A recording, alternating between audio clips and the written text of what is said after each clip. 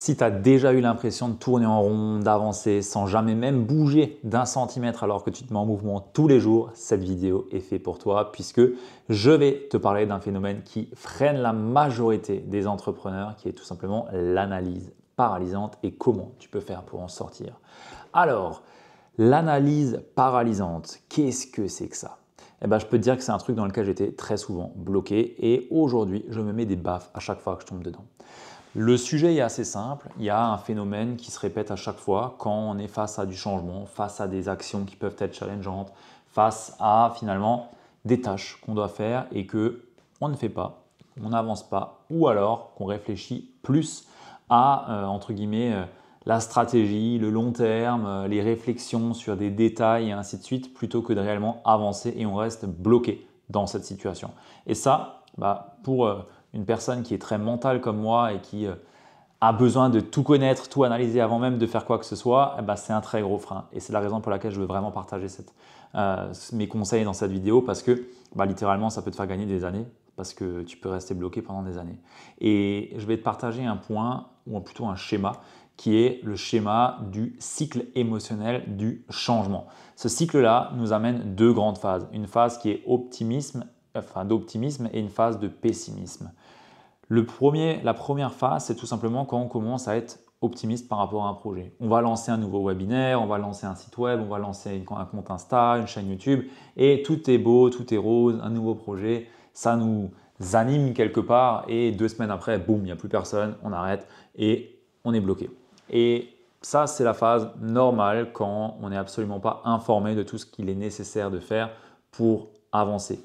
Derrière, on va commencer à devenir pessimiste. On va commencer à se dire je ne vais pas y arriver, je suis un imposteur, il va falloir que je mette un truc complètement parfait si je veux me lancer correctement sur YouTube par exemple. Je vais devoir commencer à acheter une caméra, donc je vais commencer à comparer toutes les caméras. Après, je vais me rendre compte que ça coûte quand même cher, alors il y a peut-être des options moins chères. Mais dans les options moins chères, qu'est-ce que je peux faire? Je peux peut-être le faire avec mon téléphone. Bref, tu vois un peu le schéma. On reste dans de la paralysie qui finalement nous fait avancer, mais pas vers là où on veut. Et c'est comme si on nageait avec une seule main, un seul bras, et en fait on tourne en rond. Si je peux prendre l'image, on tourne en rond et on n'avance pas au final. Et ça, c'est littéralement de la paralysie et on commence à rentrer dans un cycle qui est pessimiste parce qu'on n'arrive pas à en sortir, on n'arrive pas à voir le bout de ce tunnel et on perd espoir. Et là, on rentre dans la vallée de la mort. La vallée du désespoir, la vallée de la mort, c'est là où on reste coincé et où potentiellement tu ne sortiras jamais, sauf si tu commences à mettre des choses en place, voir les choses différemment et que tu te mettes un petit coup de pied aux fesses sur les vraies tâches qui te permettent de sortir de là où tu veux aller pour repasser du côté optimiste et arriver à atteindre le projet ou le changement que tu veux finalement voir se mettre en place. Et il y a une citation que moi j'aime énormément, je ne sais plus de qui elle est malheureusement, mais qui veut tout simplement dire que fait aujourd'hui vaut beaucoup mieux que parfait demain. Et ça illustre exactement comment est-ce qu'un entrepreneur doit réfléchir. On s'en fout que ça soit parfait. On s'en fout complètement. On veut avoir le minimum viable pour pouvoir lancer quelque chose. Rester coincé dans de la paralysie pour réfléchir à ton offre pendant 20 ans alors que personne ne l'a acheté, alors qu'elle n'est même pas sur le marché, alors que tu ne sais même pas si quelqu'un veut l'acheter. Réfléchir pendant 2 semaines à une stratégie de contenu qui peut-être ne sortira jamais parce qu'au final, elle ne sera jamais suffisamment bonne pour toi, ça ne sert à rien. Et c'est la raison pour laquelle il vaut mieux faire les choses aujourd'hui que de faire des choses parfaites demain. Parce que les choses parfaites ne seront jamais parfaites et donc elles n'arriveront jamais et il n'y aura jamais de demain. Alors, mon objectif pour moi avec cette vidéo, c'est vraiment de te dire que si aujourd'hui tu es en train de procrastiner et que tu avances quand même, tu fais quand même des choses parce que je le sais, si tu es ici, tu es un action taker, tu es quelqu'un qui prend action, tu es quelqu'un qui fait les choses, qui s'informe mais qui peut-être n'avance pas, qui reste trop dans ses réflexions, trop dans la paralysie, trop dans l'analyse, dis-toi une chose, c'est que si tu veux vraiment servir tes clients de cœur, si tu veux vraiment développer ton activité, dans ce cas, tu dois réellement mettre des actions qui te permettent d'avancer et pas réfléchir 20 ans. La réflexion, c'est bien, mais ça doit être 20% du temps. 80% du temps, c'est de l'action et c'est de la mise en pratique. C'est que ça.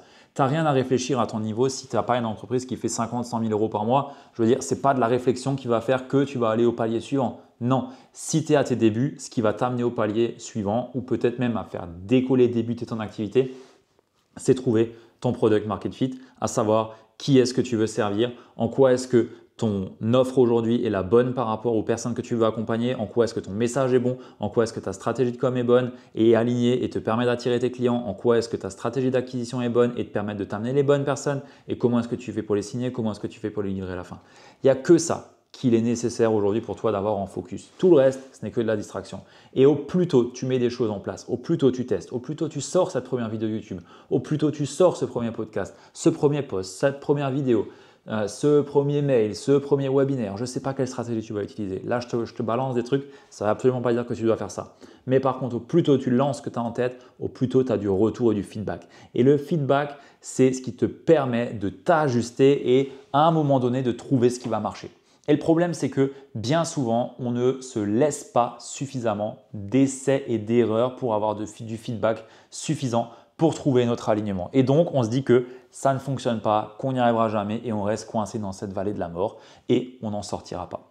Et pour ça, pour moi, il y a vraiment la nécessité de passer à un moment donné d'un côté où on s'en fout.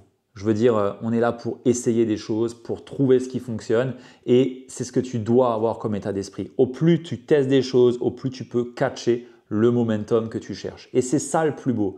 Le plus beau, c'est qu'on est là pour envoyer des billes, on est là pour lancer. Et j'avais un de mes mentors, c'était Scott, qui l'avait dit comme ça.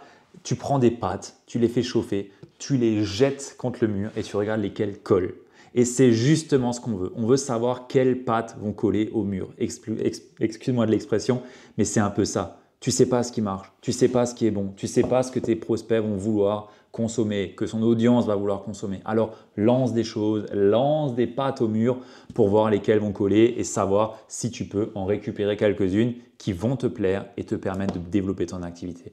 Parce qu'une fois que tu auras réellement trouvé finalement ce qui fonctionne, tu vas avoir ce fameux momentum. Et ce momentum va te permettre derrière de continuer à avancer. Et c'est là où tu vas avoir ton axe et tu vas savoir exactement sur quoi est-ce que tu dois te concentrer. C'est ce qu'on fait avec nos clients sur notre accompagnement, alignement, mindset et business et c'est ce que je te recommande de faire. C'est-à-dire mettre en œuvre tout ce que tu peux.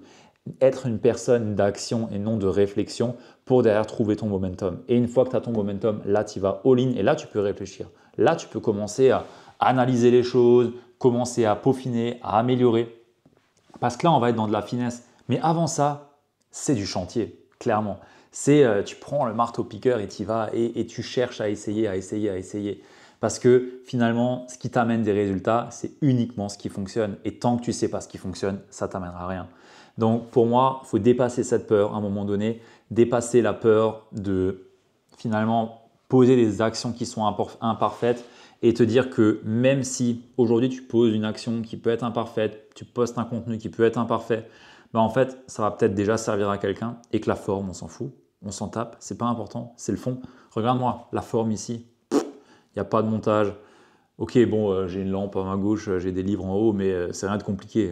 C'est absolument pas un setup de pro. Et si je m'écoutais vraiment, comme je m'étais dit à la base, j'aurais cherché à mettre un fond hyper stylé, à mettre des lumières en néon par terre, comme les youtubeurs et tout, à acheter une caméra Sony, je sais pas quoi de malade là. Et au final, je me suis dit, mais en vrai, je suis pas youtubeur, je m'en fous.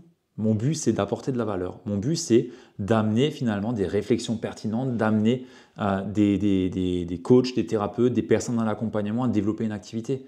Et donc, le fond n'importe peu. C'est la forme, pardon, importe peu. C'est le fond qui importe réellement. Et pour moi, c'est ça l'objectif. La forme, je m'en fous. Par contre, le fond, c'est le plus important. Et c'est ce que j'ai à dire. Et c'est ça le point sur lequel je me concentre et donc je ne reste pas paralysé par la lumière qui n'est pas bonne ou je ne sais pas quoi. Je m'en fous. L'objectif ici, c'est de partager de la valeur et de continuer à avoir ce momentum. La chaîne YouTube, ça va faire bientôt 4 mois, 5 mois qu'elle est lancée et on a une progression qui est juste exponentielle. Et on continue.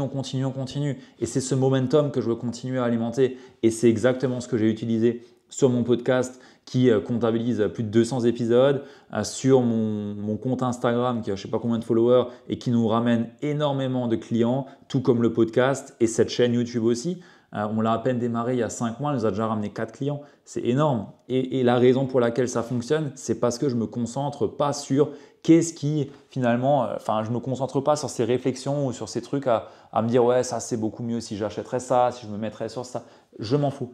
J'ai mes sujets, je connais mon client de cœur, je connais mes basiques, je connais mes fondations, je connais mon offre, elle est béton, on a accompagné plus d'une 100aine de personnes, on a des résultats juste incroyables, je sais ce que je fais. Prends ta caméra, allume, appuie sur REC et c'est bon et c'est fini. C'est Orelsan qui disait si tu veux filmer, si tu veux filmer ou enregistrer de la musique, tu as juste besoin d'un truc qui enregistre et qui filme. Point. Et c'est vrai. Je veux dire, tu veux te lancer sur Instagram, sur YouTube, tu prends ton téléphone, boum, tu lances, ça filme. C'est bon. Il n'y a pas besoin de plus. Je veux dire, aujourd'hui, on a littéralement tout à disposition et on se limite à se dire ouais, mais il faudrait que ça soit un peu plus parfait. On s'en tape, on s'en tape. Les personnes, tu crois que les personnes qui aujourd'hui sont en dépression, en burn-out, qui ont un surpoids, tu crois qu'elles regardent la forme? Elles veulent savoir si tu peux les aider ou pas. Point. Et elles veulent juste savoir si tu es la bonne personne pour elles. Et une personne qui est parfaite et une personne qui, quelque part, a quelque chose à se reprocher ou veut masquer quelque chose. Et je préfère être nature. Vraiment, je préfère être nature et envoyer ce que j'ai envoyé parce que pour moi, c'est la plus simple des façons de développer une activité et la plus authentique aussi quelque part et en même temps la plus simple parce que je suis un flemmard et que j'ai pas envie de me prendre la tête. Donc, on arrête de perdre du temps, on y va et on avance et on fait les choses simplement mais efficacement et on cherche finalement à chercher ce momentum, à poser des actions et à avancer. Et ça, c'est le plus important. Maintenant, il y a une seule question à te poser tous les jours, c'est quelle est la seule chose que je peux faire dans les prochaines heures qui va me permettre d'avancer sur le prochain centimètre pour aller vers mes objectifs et finalement ma vision et atteindre ma mission. Quelle est la seule et unique chose qui, si je la ferais, rendrait tout le reste complètement inutile et qui me permettrait d'avancer vers mes objectifs? C'est une phrase qui vient, ou plutôt une question qui vient du livre The One Thing de Gary Keller que je t'invite à lire, qui est juste un des livres en productivité que j'ai le plus apprécié et qui est vraiment ultra pertinent. Donc si aujourd'hui tu es bloqué par cette paralysie de l'analyse, je t'invite déjà à lire ce livre, ça peut être intéressant. Si tu as apprécié cette vidéo, réécoute-la et applique ce que j'ai pu te dire ici, à savoir bouge-toi, bouge-toi. Et si tu l'as toujours pas compris qu'il faut te bouger, réécoute et mets en application. Bouge-toi, pousse le train, même si c'est d'1 centimètre, tant que le train va dans la bonne direction, dans le bon rail, ça avancera vers là où tu veux aller. Mais chercher à analyser à droite et à gauche ou à passer trop de temps sur ton offre et tes piliers alors que tu n'as encore rien vendu, c'est juste du temps perdu et du temps qui ne sert pas finalement à contribuer à l'impact que tu vas avoir et c'est juste une potentielle excuse que tu te donnes à dire ouais mais il faut que je connaisse mon offre par cœur, il faut que je tourne toutes mes vidéos, tous mes modules. Non, il ne faut pas, absolument pas. Si tu fais ça, tu travailles pour rien. Je veux dire, le boulanger, quand tu lui commandes un gâteau, il ne va pas le fabriquer avant même que tu arrives, il va attendre que tu aies le gâteau. Point. Le promoteur immobilier, il ne va pas créer l'immeuble avant qu'il ait vendu tous ses appartements. Non, il va attendre de les vendre et après il les crée. Et il a juste le plan. Pour toi, c'est pareil. Tu as juste besoin du plan. Donc si aujourd'hui tu es en train de perdre ton temps à créer ton offre, à tourner 50 vidéos pour tes formations ou je sais pas quoi alors que tu n'as rien vendu, sache que tu es en train de perdre ton temps et qu'il va falloir commencer à vendre avant même de construire. Tu as juste besoin du plan. Tu as juste besoin de ça. N'importe quel commercial ou n'importe quelle entreprise qui prospère ne vend pas autrement que à la commande. Parce que sinon, tu as du stock. Et ok, ton stock, c'est ton savoir, tes connaissances, mais que tu mets sur une plateforme ou que sais-je, ou que tu délivres en live parce que tu fais des conférences en live ou que sais-je. Mais si tu as construit tout ça et que personne ne l'achète, tu auras travaillé pour rien. Et ce temps-là, tu ferais mieux de le mettre à contribution pour amener un bon trafic, réellement avoir une stratégie d'acquisition qui te permet d'attirer les personnes que tu veux accompagner et derrière, créer une fois que tu as vendu, mais pas avant. Parce que ça, c'est la pire des excuses que les personnes dans l'accompagnement se donnent. C'est oui, mais je n'ai pas à 100% de clarté sur mon accompagnement et exactement les détails, ce que je vais faire à la semaine 2, le jour 5. Mais on s'en fout de ça. Ton client, il veut savoir si tu peux l'aider, si tu es vraiment compétent là-dedans. Et tant que tu as le plan, tant que tu as un minimum de minimum viable offert, on appelle ça, tu es bon. Tant que tu sais où est-ce que tu amènes la personne, quels sont les piliers par lesquels tu l'as fait passer et à quel point est-ce que tu es capable de l'accompagner, c'est bon en fait. Tu as suffisamment d'éléments pour déjà commencer à marketer ce que tu fais et déjà commencer à amener finalement des contenus sur les réseaux pour pouvoir attirer les bonnes personnes et derrière leur vendre un accompagnant. Et une fois que tu auras pu le vendre à ces personnes-là, ben là oui, là tu mettras des détails, là tu commenceras à vraiment travailler et à peaufiner la livraison. Mais avant, ça ne sert à rien. Donc voilà, je voulais juste ajouter ce point-là parce que je sais que dans le domaine et les personnes qu'on sert et qu'on accompagne, bah, bien souvent, vous perdez énormément de temps sur ces sujets-là parce que vous vous dites que tout doit être parfait avant même qu'on ait un client. Non, parce que déjà de une, il y a de très fortes chances que le client que tu vas accompagner ne sera pas dans le schéma que tu auras dessiné et il va falloir que tu refasses tout pendant que tu l'accompagnes parce que tu te rendras compte sur le terrain, parce que c'est ça le plus important, que finalement tout ce que tu avais dessiné c'est peut-être trop ou alors peut-être pas complètement dans ce qu'il a besoin d'avoir par rapport à sa situation et tu auras travaillé pour rien. Donc plutôt que de travailler pour rien, concentre-toi sur ton marketing et ce qui t'amènera vraiment des clients. Ça aura beaucoup plus d'impact sur les personnes que tu veux servir que de travailler et peaufiner ton accompagnement qui, pour l'instant, ne sert à personne. Sur ce, si tu as aimé cette vidéo, laisse-moi savoir ce que tu as pu en penser dans les commentaires et abonne-toi, like si ce n'est toujours pas fait. Et si tu souhaites développer ton activité avec des experts qui savent comment t'amener au résultat que tu veux avoir, je t'invite à cliquer sur le premier lien dans les commentaires pour découvrir la méthode Alignement, Mindset et Business qui a permis à plus d'une centaine de coachs et thérapeutes de développer une activité prospère au service de leur vie et de leurs clients.